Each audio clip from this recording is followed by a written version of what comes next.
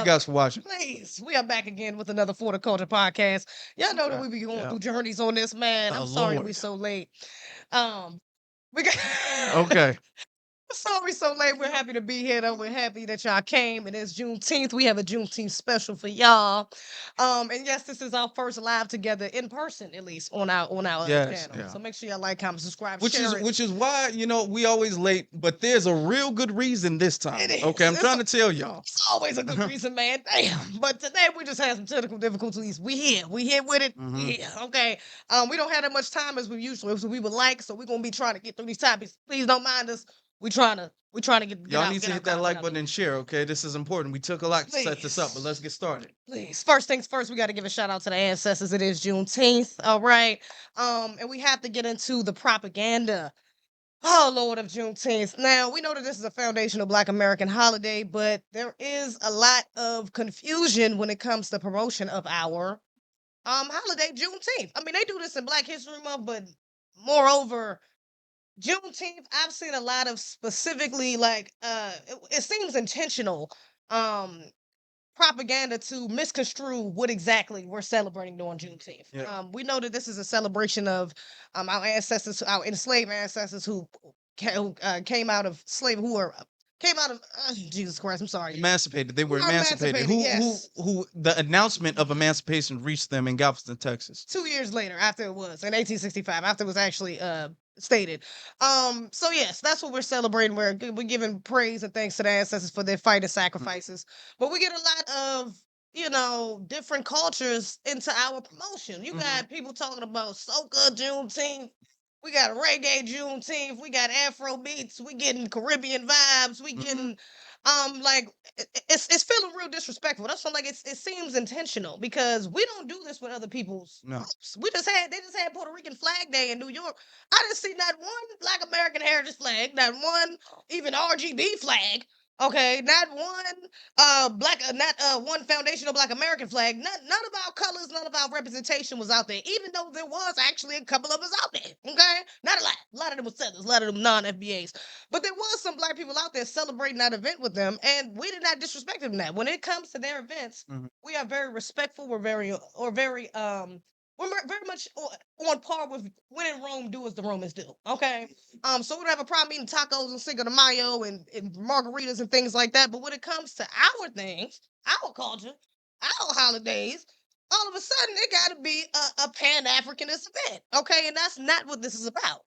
Have you been seeing some of that propaganda? I've been seeing that recently in Chicago. There was a city council, a city hearing, and one of the city aldermen, Maria Hidden, who's a lesbian, black lesbian, she said that we should fuse Juneteenth and Pride and create and celebrate Juneteenth and Pride all together. So this type of disrespect, and this is something that when we call out, we get called divisive, we get called that we're hating on other people, that we're xenophobic, that we're all of this and all of that. But yet, when they have Haitian Flag Day, when they have Puerto Rican Flag Day, when they have all of these other ethnic holidays, nobody else tries to impose their own culture onto our holiday. We don't try to impose our culture rather onto their holiday. Okay, like you said, when in Rome, do what the Romans do. So when we go to Carnival, not that many of us do, to be very honest. Yeah, not a lot of us. But when we go there, we don't try to be all like, well, we don't have any hip hop here, we don't have any that there. We allow them to play whatever music they want to play, whatever food they want to eat, whatever clothing or whatever style.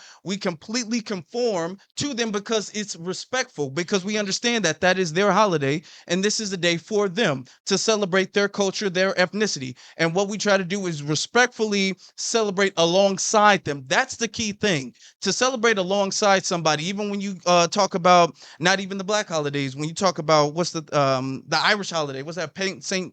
Patrick's Day. Thank you. You got black folk wearing green and all of that stuff. We don't sit up there and be all like St. Patrick's Day is about us. Black people do, and I'm not even promoting celebrating St. Patrick's Day, but black people do when we participate alongside and celebrate alongside anybody else's holiday. We do that in respect to them. So however they do it, we do it like that. Okay. We don't try to impose like they try to impose. And what's very interesting about Pan-Africanism in Juneteenth, what's interesting about that is that they don't try to do that with other people's holidays from the diaspora. Exactly. Notice that when it was Haitian Flag Day, you didn't see a whole bunch of Dominican flags or Puerto Rican flags. When it was Puerto Rican Flag Day, you didn't see Haitian flags, Jamaican flags, none of that. They weren't like, oh, we're all a part of the Caribbean. They respected that even though they're all a part of the Caribbean, it's not my specific ethnicity that is today. It is Puerto Ricans, it is Haitians, it is Jamaicans, it is whatever the case is. And they allow that, even if whether they celebrate it or don't, they allow that to be the highlight and they don't intrude upon that. It's only when it comes to us is all like, oh, let's finally bring out the Pan African flag that we never try to wave any other time, but let's bring that out so we can be inclusive. Let's bring out the Jamaican flag. Let's bring out the Haitian flag and all of that. Not respectfully allowing us to celebrate our holiday. The fact that we're even having this conversation shows that historically, since it's been nationalized, it has not been respected. And Yeah. they're starting to do this early. So 10, 15 years down the line, it will be seen as this big universal general holiday. And when it's universal, that strips away its importance. The reason why we're doing this right now is because it took a lot of death for this day to come about. It took a lot of suffering. It took literally being emancipated from slavery. It's a very serious thing we're dealing with. All right. And if we universalize it, even though it was only our lineage who suffered for this holiday to be a thing, that's disrespectful and it strips us away from our culture and really our ethnicity. It's really cultural genocide to do that. Absolutely. And that's why even when it comes to the most basic of things of our holiday, like our colors, as y'all can see, we got on the red, white, blue. Hold on, Yes. Jesse, but Yeah, hold on. red, white, blue. We got the red, white, and blue on. Okay, but Uh, that is purposely done because that's the colors of the Juneteenth flag. yes. Like, why the hell are we running around You with see RBG on colors? the thing That's too? what y'all know we black and gold, but we switched it up for the holiday, okay?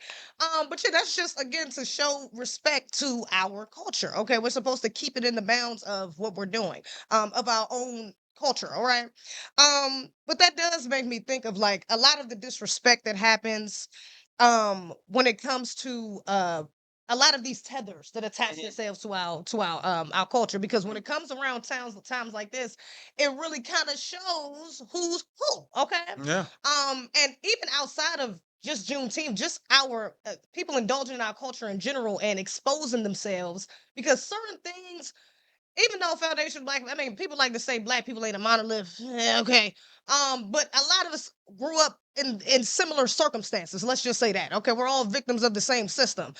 Even if you grew up north, down south, whatever the case may be. But when you get these areas, especially the areas like New York or even the DMV, over here's a lot of damn tethers, a lot of non-FBAs that live out here. You get that propaganda more so for Juneteenth or for our holidays, but moreover, you can see the disrespect that is kind of underlying within their culture. Okay. Just recently, because especially when we're talking about our as far as culture, our culture, the way we dress, not only the colors, but it's been a resurgence of grills, of hoops, of, you know what I'm saying, like the our classic kind. I got on the bamboos. Our classic kind of FBA style is kind of resurging. You know, people doing like the early 2K kind of, what is it, Y2K or something like Y2K that. kind of Yeah. style. Mm-hmm. All of that is stemming from us, okay? But you got these tethers running around acting like they creating something new. Well, y'all wearing the same shit we've been wearing. Y'all just, you know, y'all not even wearing it a different way. Y'all wearing the same shit we wearing and expect thinking y'all look better in it. So you got people like and I actually did a video to her, Cleo Trapper. She's a rapper. And it's crazy because this same girl just went viral a few months ago, I think like last year or something like that, with because she went on tour with Ice Spice and she had a huge grassroots black support. You know what I'm saying? FBA support behind her because Ice Spice kind of did her in. But she turns around and is like, yeah, and mind you, this same girl, she's Nigerian, and she said specifically that Ice Spice stole her style, which we should have checked in, because nigga, she ain't steal your style, she stole our style. You that ain't your style. That ain't how people in your homeland dress. So that ain't really your style. That's just what you picked up over here. But we had her say something real disrespectful. She was like, yeah, when black people come up here from down south, you know, we can tell automatically that you're from the south because y'all can't dress. You know, like we can already tell, like, yeah, I quote unquote, you bitches can't dress. So it's like, I mean, the fact that you could have the audacity to come out your mouth and judge how somebody who's homegrown from here dresses, and you're getting inspiration, and not even just inspiration, you're literally cosplaying as one of us Mhm. because you ain't wearing no damn Nigerian garbs. You're not wearing anything that represents. I can't look at you and tell where you from. You talking about you can look at me and tell I'm from the South, but baby, I can't look at you and tell you from Nigeria. So I don't think you're the person to be telling anyone who can dress and who can't. You know, not at least by our standards. If you're in our garbs. I fully agree with that. I fully agree. This is one of the issues that we have when it comes to us being so welcoming. Not that necessarily that's a bad thing, because it's Mm. not. It's not a bad thing. But the thing is that we've done that with the expectation that everybody is going to be as respectful as we are. Right. Now, notice anytime, not that many of us do, but anytime a black person, a foundational black American moves to Africa or anywhere else, or even just goes for a vacation or whatever the case is, if we wear their clothing for dashikis or whatever they wear traditionally, we wouldn't do that and be all like, I got my shit on better than you. Exactly. I look better than you. Mm. We don't go anywhere and disrespect the natives of that land. We wouldn't do that. Now, we've allowed them to pretty much double dip necessarily because she made another video. I saw that video that you did, which is a great job. Oh, I Okay, make appreciate sure it. y'all shout outs. But she made another video where somebody was calling out, hey, you from Nigeria? She like, yeah, I rep mine, or not a video after that, but she has another video that resurfaced that said that she was from Nigeria and she's proud of her Nigerian culture and Nigerian heritage. Are you? Because you don't dress like you're from Nigeria. That's not how Nigerians dress in Nigeria. They don't dress like they from New York, Mm-hmm. to be honest. And to be honest, a lot of these people, these tethers who come over here, especially in New York and stuff like that, and they dress like foundation, they really don't get that shit on like they think they do. No, They really don't get that on like they think they do. They that's think they look fly and they really don't. That's a problem. especially the damn New Yorkers. New Yorkers here. I said that in the Uh-huh. video. New Yorkers don't even be dressing like They that. Y'all they be having the look cute like pieces, they but just ran into a closet and then just started randomly pulling stuff out. And I ain't just in New York, I no. guess we got a different style, but I can tell when you an FBA from New York and when you ain't. Yeah. That's why I'm like, I think that's their real. That's because I've heard that narrative before. It's like it's kind of like two extreme sides that people live on. It's when it comes to New Yorkers specifically. Uh-huh. Like they think they can dress, or they think they like the best dress, or they think that you can't. They some badness. You can't dress. They can't dress at all. Yeah. But I think that's because of so many tethers out there, like misconstruing what our image looks like. They Uh-huh. cosplaying as us and then acting like they us, but they not us. Mhm.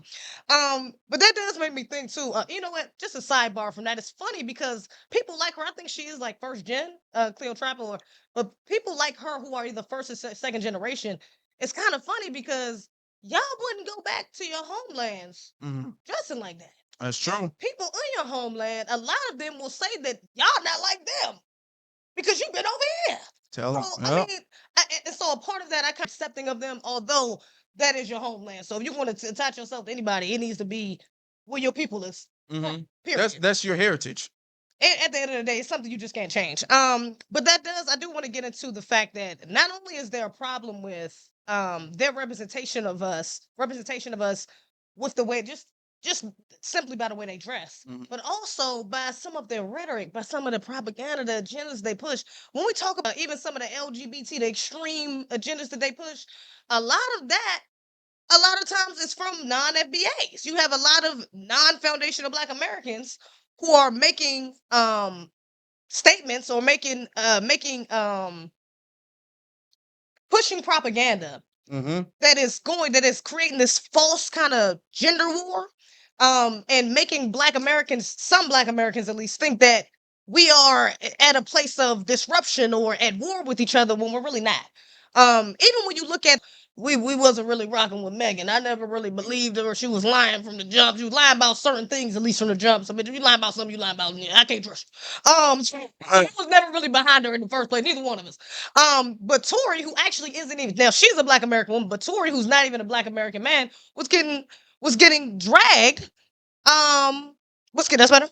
Was getting dragged basically from the start from a lot of these grassroots feminists, these feminists, and those a lot of them were non-Black American on the grassroots who create the narrative, who make up the narrative of going against black men. You had the black, if y'all remember the brick lady, who's still on trial right now.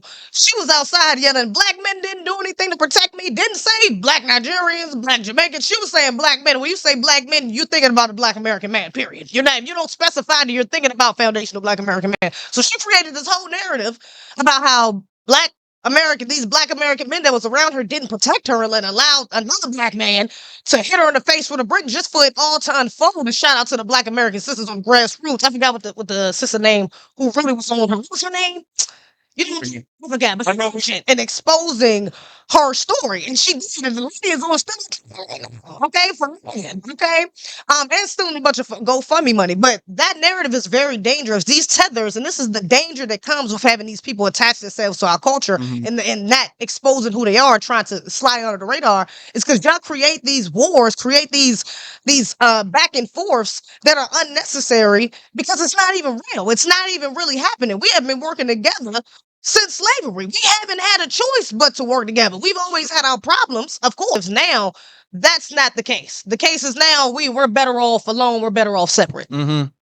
It's like these people have their own issues. Now, you have to understand, culturally, foundational black American men and women are culturally, our relationship is culturally way different. Okay, we're way more unified than anybody else. I will argue that down till my life. Okay, we're way more unified than anybody else is. There have been times where, maybe a bad relationship gets highlighted from a celebrity or two, but culturally, I'm talking about the collective, we're straight. Okay, I'm not talking about every single person, but collectively we're straight. We have them coming in and they have different gender wars stemming from their homeland and their culture that they bring over here. But what the issue is that just like with the brick lady, what the issue is that they're not going to specify that it's a Somalian man. Now she was Somali. They're not. Now she alleged it was Somali man. Turns out she was lying the whole time, but she alleged it was Somali man. Didn't say that. Okay, didn't give any specification of the man, just said a black man and black men. All of the black men behind her were Somalian. Yep. Or a non-FBA. That's what we know for a fact. Yep. And she's non-FBA, but she's gonna do that. And then next thing you know is this whole discourse where everybody's giving think pieces about how bad foundational black American men are. In specific, nobody specifies them when it's a negative. Now, when it's a positive, when they win an award or they become a doctor or they do this, they do that, they put their chest out and be like, "Hey, we got it out the mud. My people came here with $5 and we got a house and a business and a store and a this and a that." They do that all the time. And what the issue is, even with the thing with Tory and Meg and stuff like that, a lot of that stuff was highlighted by the Shade Room. Yep. That's exactly what around the Shade Room, y'all. And most of these blog sites, which a lot of people, they highlight that. They don't highlight the fact that they're non-FBA, but they have an angle against foundational black Americans. In particular, foundational black American men and men and women. Anytime there's like a celebrity issue or anything like that, bam, they're blowing this up. And they're blowing this up. They silenced everybody. Now, regardless of what you think of the Tory and Meghan situation, you should have at least did some due diligence about the situation before they made a comment, but they don't do that. Yep. They immediately went to go post it. Okay. Didn't show that they were impartial, showed that they were very biased. All right, which creates division because you see black men and women arguing online. That anger that they have online when they're displaying that, they still hold on to that in their life. Okay, so that has black men and women kind of looking at each other sideways, like, "Damn, you gonna really side with Tory?" Right. That's how that is. Okay, this creates cultural division. Which is very negative, which is against fighting against white supremacy because you can't have that. Exactly. So these people, knowing or unknowing doesn't matter, are working alongside of an agenda that empowers white supremacy. Absolutely. And it's crazy because a lot of them will sit there like even if the feminists or some of them, even the males, wait, man, you can be a male and be a feminist too, the men be feminists as well. Lord. Proudly, some brothers up here proudly saying this shit, but yeah, it's funny because those same non-FBAs who try to gather all this, act like they have all the support for people like Meghan, Yeah. ain't really supporting them. is tripping. You know, her album self-loving. Ain't nobody trying to see her like that. Ain't nobody really talking to her about it. So it's like, if y'all got all the support, if y'all believe in women, why the fuck y'all ain't supporting women? I'm just confused. So you know that this is not a genuine, especially those that are getting paid, which getting paid for. We're about to get into that in a second. But we know that this is not a genuine fight, you know, that they're trying to fight. It's almost like a setup, to be honest. And a lot of our sisters are fallen victim to this, especially the young ones are falling victim to these narratives. Because again, there's this veil over it that makes them look like they're from here. Even when you look at some of our foundational Black American sisters like Chloe and Haley Bailey, you know, they're signed to one of the best female artists in the world. I mean, period. But definitely one of the best foundational Black American artists to ever do it. Period. Yeah, You know, like a long time for real. yeah, literally, she's a ghost in like right now. She's a legend living. You know, like literally a living legend. You know, this is somebody that when we're going to look back 60, 100 years from now, people are going to be talking about it. It's going to be like, wow. Like your grandkids going to be like, wow, did you ever go to a concert? Did you ever, how was that seeing this live? Did you see her accept this award? You know, she's going to be talked about for like hundreds of years, honestly. Like she's going to be she's a solidified legend in music, period. And in our culture. But you look at the people that she signed, and although Chloe and Haley are so very talented, look at how they've fallen victim to the feminist propaganda. You got one of them, Chloe, running around here with every Negro in the damn industry. Now she was running around one of these non-NBA Negroes, Burna Boy, looking high as hell in Jamaica, looking crazy as hell. Okay, then she was running around. Then what's her name? Haley, her sister, just got knocked up. Now she done had a baby. She got a baby father, not married. She having domestic violence disputes and all types of shit. And this is not something, neither one of those are on brand for Beyonce. Beyonce was married young. She ain't no industry. It's not one too many men that you could say Beyonce been with in the industry because she's been with Jay-Z for so damn long. All of her children are by the same man, her husband. You know, and she's never really been in no real controversy like that. She's never really been, you know, she's always had a wholesome brand for the most part. But she's homegrown and she was not indoctrinated with the same sort of propaganda as Chloe and Haley has been, especially not by the same people. Back then, it was you talking about the 90s, 80s. Wasn't nobody even worried about no non-FBA. They were still learning African culture. So it wasn't even as much as them on available and mainstream for them to push propaganda on us as it was for Chloe and Haley. But now you got that group on Love and Hip Hop, which is full of non-FBAs. Some of the people are watching, and I didn't even realize there was so many non-FBAs until afterward. I don't know until maybe a few years ago when I stopped, you know, so after I finished watching it, but when I start realizing, you know, like delineating, you know, but those are things, those type of influences are something that's heavy on the younger generation, and you're seeing that those effects play out. You want to touch on that? Yeah, just the lack of discipline. Not too long, but just the lack of discipline they have. They were incredibly talented when they were working together. Yeah. They had an album, I think, Unholy Hour or something like that. Unholy Hour, I like that song. The album, a lot of people love the album. They never even did a tour of that album. They never actually did that. They never toured that album. Wow. Right after that, then That's a shame. Haley got signed to the Little Mermaid thing. So and then I mean, COVID, you know, did stop a lot of tours. That's true. You know what I'm saying? Okay, well, now But COVID. so that was kind of that. But after that, they kind of split, and we ain't seen them really together since then. Right. So that was an unfortunate thing. And now they're never going to be what they were able to be before. Yep. Okay. They fell into their own different dimensions. And that's because a lot of the undisciplined rebelliousness amongst other foundational Black American legends. I want to do this. I want to do this. I want to find all of that stuff. That's a lot of outside influence in our culture. Exactly. In our culture, we have a Beyonce, we have a Michael Jackson, we have these people.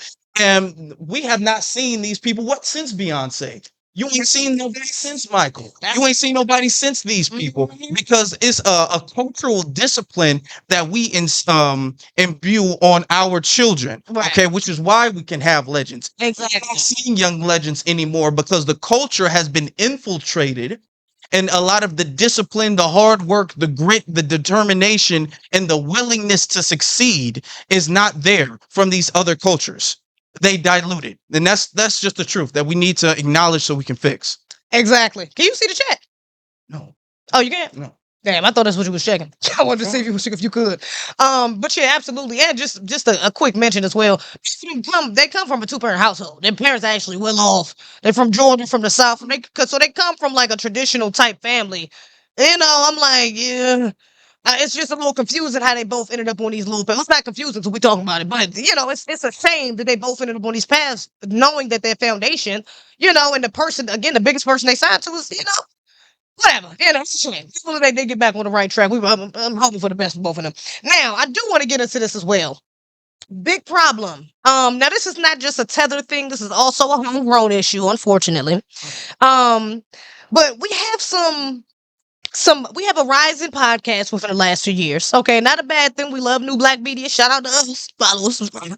Um, so we need that. We need voices on the grassroots level. However, with this rising of our voices, you have the manipulation from the white supremacists who are paying some of these people, who are giving some of these people resources, a cloud or platforms, to push certain narratives and basically and infiltrate our spaces. You know what I'm saying? So you have people like, and I'm not trying to say, I don't want to say it like that, just to, and the people I'm about to mention is just, we're not jumping to conclusions that these people are agents and nothing like that, but there has been some interesting things going on, and I will say this: when we're trying to consider who is an agent or who is paid by the white supremacists, who's coming here just to cause chaos, who's coming here just to um play in our spaces and cause confusion, we gotta follow their patterns. Okay, what they're saying, what agendas they're behind, the consistency of that. Because you got some Negroes that come up here and make these B1 talking points, and then out of nowhere they fucking scream. Now we talking about trans issues. We talking, you ain't start off talking about that, but now we here with it, and you already in the space. You got to protest ICE, all that stuff. So we gotta watch the consistency of their narratives, and also following the money or the machine that might be behind them, because we do have some voices on the mainstream level who are B1. Maybe I don't even want to say B1, but pro-black, who are conscious and are not pushing some of the egregious narratives that the white supremacists or handlers or people above them or behind them might want them to push. Some of them that's cool. Shout out to y'all. But you got people on the grassroots specifically, like Dante Kyle. Okay.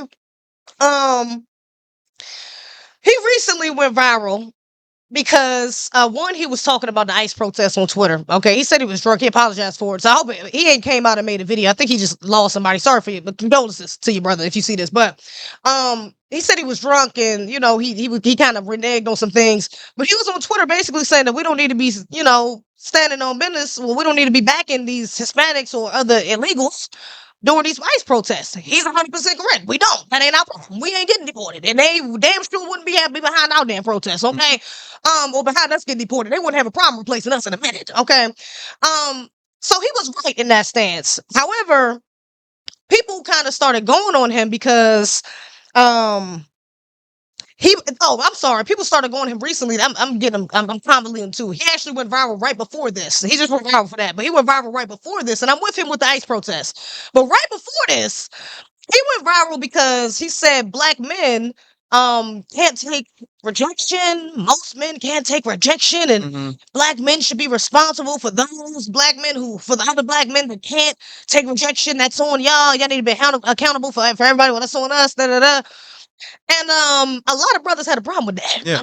This was bringing him through the mud respectfully. Okay. I didn't even like it. Even when I heard it, I'm like, brother, what is you on? Like, yeah, mind you, I've been following Dante for a minute. I actually really like his content. You know what I'm saying? I've been liking it for a while. I want to say maybe like a year, when he was just doing the before he got his podcast, when he was just doing videos in the truck. I was rocking with bro. Real B1, real pro-black, real, okay, real FBA stances. You know what I'm saying? Even though I don't think he shouted out FBA specifically before. I don't think I've heard him talk. Have you ever talked about FBA? No, I haven't heard. I don't talk about him specifically, but he's real. He's definitely homegrown black American. He's half white though. Ain't he half white? I think he is. I think he's mixed with something probably. Yeah, he is half white, if I'm not mistaken. Or something. I think his mother, he's not. He wasn't raised with that part of his family. I think he was only raised with his black side or something to that order. I don't want to get his story mixed up, but I think he does have some sort of interracial mix within him as well in his bloodline. Now, allegedly, don't keep it right on us, okay? You can have sex in public, like, no, that's not true. She's Hispanic. He's not white. Don't do that. Don't do that. Wait a minute. But Now, although I was with him again with the ICE protest thing, the black men narrative, rightfully so, black men giving him pushback on that was correct. Uh, And then for him to come out and double down on that, he comes out after he got dragged. He comes out and double down on it, like, yeah, y'all niggas is just upset because I'm talking the truth. You triggered because I'm calling you out, and it's like, brother, you're wallet. Like, just outside of the fact, and I'm gonna let you take it, but just outside of the fact that men in general deal with rejection first and foremost, and the most out of any other group. Of course, y'all know how to deal with rejection. Yes, there's a rise in emotional Negroes. Of course, it is lack of testosterone and soy and everything. There's a lot of shit going on. Of course, but that doesn't mean that most brothers don't know how to take rejection. That's just a normal thing that you kind of learn as a child, especially under the system of white supremacy. You get rejected left out. That's just living. Y'all get rejected from jobs, opportunities, resources, all types of shit. So you have to learn how to move and create your own and find another way. You know what I'm saying? That's kind of just a natural thing that y'all have kind of grown into as being in this country specifically. But outside of that, it's like, brother, why are you pushing this narrative now? Because before, like I said, I've been following you for a year and he's been blowing up. He's been blowing for a while now. Why have you never gone? Why has none of your takes been like this before? You've talked about dating issues. But now that you're getting into a solidified spot into the black media spaces, now we switching the narrative. And then you go back and apologize for the drunk stuff. You said you was drunk on Twitter, but you ain't have no apologetic energy for the brothers. You act like they just wasn't making no valid stances. I'm like, brother, he should at least brought a brother on who disagreed. So there was a balanced conversation, but you didn't get them. yep. So again, we're not saying nobody agents, but these are inconsistent behaviors that we have to look out for. They get promoted. Notice that what he apologized for, which was on Twitter, and condolences to his brother, to his family. Yeah. We're going to respect that, and we're going to respect the fact that he might have reneged, even though I fully agree with the whole his stance originally on ICE. But notice that he would apologize for a tweet. Now he made this a whole podcast. He chopped it up several times. He put this on Instagram. He put this on Twitter. He put this on TikTok. And a lot of people had responses, and then he doubled down and he insulted people, talking about how black men can't take accountability. Now, there's been people, and we can acknowledge the fact that everybody who gets rejected, there's a lot of people who get salty, who get bitter and stuff like that. There are outliers. Nobody is denying the fact that there are outliers, right? Just nobody's doing that. But when you say that the people who don't do that need to be accountable for the people who do that, and black men have an issue when it comes to taking accountability, and then follow that up with black men are really like white women when it comes to oppressing women. That's the narrative that he pushes. The demonizing big black boogeyman narrative is a very harmful stereotype that leads to the justification of black men being harmed, whether it's by the police or being discriminated, whether it's by the society in general. So this is why black men have pushed back against that narrative. Okay, you sit up there, and that if you want to say something about men taking rejection and men holding themselves accountable with rejection, or how to respond to that, that would be one thing. But to say that, first off, most, and it's not most at all, and nobody, even women, was all like, no, it's not most. We turned down a few niggas they didn't do. You know what I'm saying? So not most. So when you say most men can't take rejection, first off, that's not true. You're overgeneralizing. That's an overstatement. And then next thing you say is that the ones who don't need to be held accountable for the ones who do. What are we supposed to do?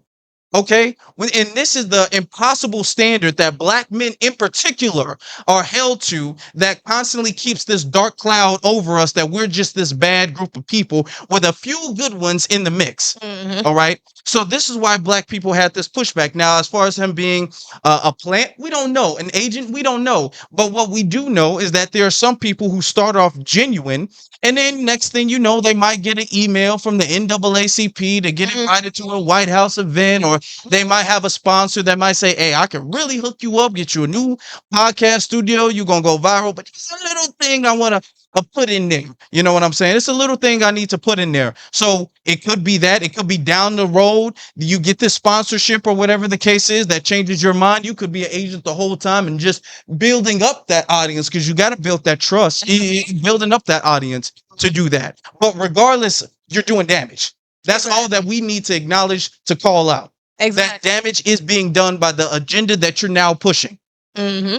And that's why I'm like, we have to be careful. We're not calling nobody haters or nothing like that, but we do have to be careful and paying attention to people's patterns. Because there's nothing wrong with having an evolution of opinion. You're growing. I remember even we on Juneteenth. I remember I made a video like when I first started making videos before I was really on you. I was on YouTube, but when I was really heavy on doing videos on Instagram, it's like maybe 2019, 2020, and I did one video on Juneteenth, and I was like, yeah, I know. I mean, shout out to the ancestors, but Juneteenth. Why are we celebrating when it's like they was never free? It was just an evolution of slavery. They didn't really. It's not like they were really freed. You know what I'm saying? And then after that, not only just that, the fact that slavery, literally, there's documentation of slaves coming all the way up to people being enslaved up until the 90s, 1990s, really, in the rural South. So, what is the point of celebrating? But even I have had a change of heart of that because it's like, damn, we can't recognize the fight, the plight, the sacrifices of our ancestors. I know, and it reminds me of the movie Sinners, how in the line when the brother was like, just for this night we were free. Imagine how them brothers and sisters, how our ancestors felt when they said, y'all don't got to come back to this plantation tomorrow. Do you know what I'm saying? Even knowing that they still had a system to fight against the next day, like, damn, we got the choice to be here together all night. So, that right there was their source of freedom. That's something that should be celebrated, and be honored. Shout out to the ancestors again. And Ryan Coogler, shout out to you.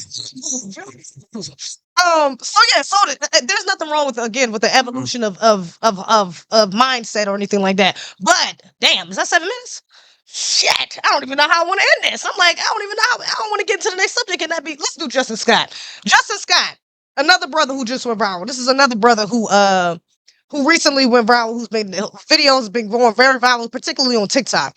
And some of his videos are cool.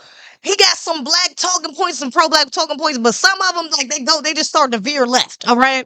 And recently he was kind of getting criticized because, and he's kind of getting dragged a little. He's pretty dragged. He's criticized because he uses AI to write his scripts out for his videos. Now, not only am I anti-AI because they trying to get AI to replace niggas and all this stuff, but also just the authenticity of your voice. Having to use a machine like that, it alters the meaningfulness behind what you're saying. You know what I'm saying? And it kind of explains why when you look at his videos, it feels a little robotic, And that's what people are starting to say is like, damn, it's not hitting the same. I know you reacted to one of his videos too. What you think? I've been dragged. I've been dragging him on YouTube. I've been dragging them both. After learning that, because there's some things I know, but then here's the thing. Now I'm seeing him start to put certain things in there that are off code. Now he's talking about black and Latino, and we shouldn't call nobody illegal and all of that stuff. So now I'm like, oh, okay, I see the pivot. And the second I see the pivot, I know that the stuff before was disingenuous. It was only there to build momentum for this pivot. And when I see the pivot, I cut it off. Now, the whole thing that people have an issue with when it comes to AI, nobody has an issue with you fact checking. Nobody has an issue with you getting receipts. Nobody has an issue with that. But when you show that you're not genuinely creating this, it doesn't come from the heart. It doesn't come from lived experience. It doesn't come from your own research, your own studying, your own digging. It comes from a machine. And the machine can have, and we can talk about anti-black AI all the time. We can talk about that. The machine has an agenda and a foresight that a person doesn't. So even if you think you're doing the right thing, the machine is eventually going to pivot into another direction, which is why he's talking about we need to protest against ICE, which I'm so very glad. Just say this real quick. So very glad to Foundational Black Americans for staying on the couch and minding our business. Jesus Christ. And you know what's crazy? Side note, even because we're going to have to wrap it up anyways. But even though we got here at through different routes, pre-election, everybody was like, it was this whole thing with Trump and not Trump. But so there was a lot of differences of opinions going on.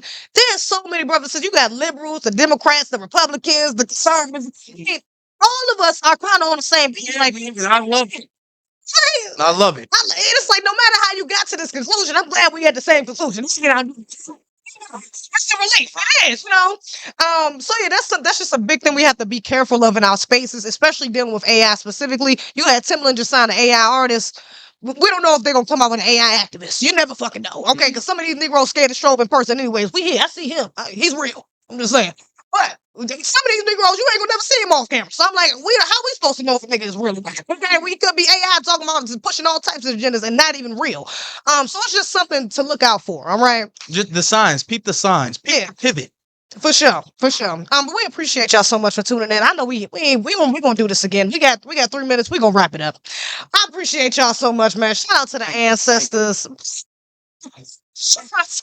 Y'all put black 50 legends in the chat room. Come on. And the Juneteenth colors, red, white, and blue. Come on, let's get it in the chat. Please subscribe to the channel. Follow us on TikTok for the culture. Follow us on Instagram for the culture. Follow me on Instagram, Zeze Rants.